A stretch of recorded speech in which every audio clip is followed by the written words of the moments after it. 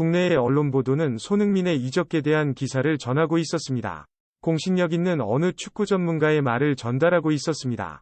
스코틀랜드 국적인 앨런 브라질은 어느 스포츠 매체를 통해 손흥민의 이적 소식을 전하고 있었습니다. 그러면서 토트넘 팀 내부의 문제를 거론하고 있었습니다. 그는 이렇게 말하고 있었습니다. 케인과 손흥민이라는 두 명의 스트라이커는 이적 시장에서 다른 대우를 받을 것이다. 손흥민은 얼마든지 팀을 떠날 수 있다. 하지만 케인은 토트넘에 남을 것이다. 손흥민은 아주 빠른 스피드를 가지고 있다. 그는 슈팅 능력도 좋으며 피싱 능력도 좋다. 전형적인 원톱 포지션이 가능한 선수다. 이러한 점은 이적 시장에서 좋은 점수를 받을 수 있다. 이처럼 그는 두 명의 스트라이커를 언급하며 둘의 이적 시장에서의 상황을 설명하고 있었습니다. 그러면서 레비 회장은 케인을 토트넘에 남겨둘 것이라면서 손흥민의 이적을 암시하고 있었습니다.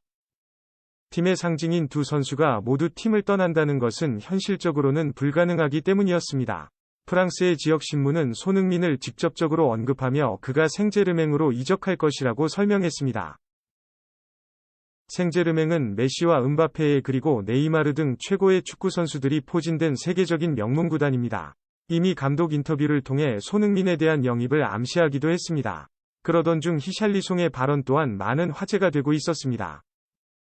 히샬리송은 브라질 지역 매체를 통해 이렇게 말했습니다. 손흥민이 팀에 없는 것은 상상하기 힘들다. 우리는 그와의 호흡을 맞춰왔다. 토트넘이 강팀이 된 이유도 손흥민이 있기에 가능한 일이었다. 우리는 그를 존경한다. 그러면서 이런 손흥민의 이적에 대해서는 자신도 정확히는 모른다고 답했습니다. 다만 손흥민이 떠난다면 자신도 팀에 대한 애착이 줄어들 것이라고 답했습니다. 그만큼 토트넘 내에서의 손흥민의 상징성은 어마어마했습니다.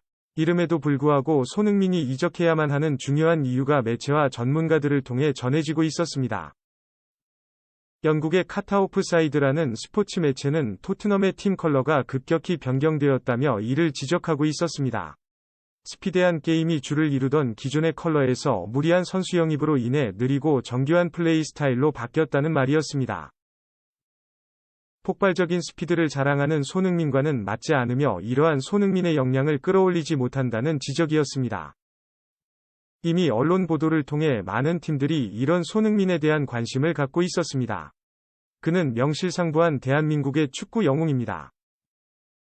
어떤 선택이 되든 그의 가치를 끌어올릴 수 있는 팀에 머무르길 바라봅니다. 우리는 그가 어떤 선택을 하든 그리고 그가 어디에 있든 그런 그를 무조건적으로 응원할 것입니다.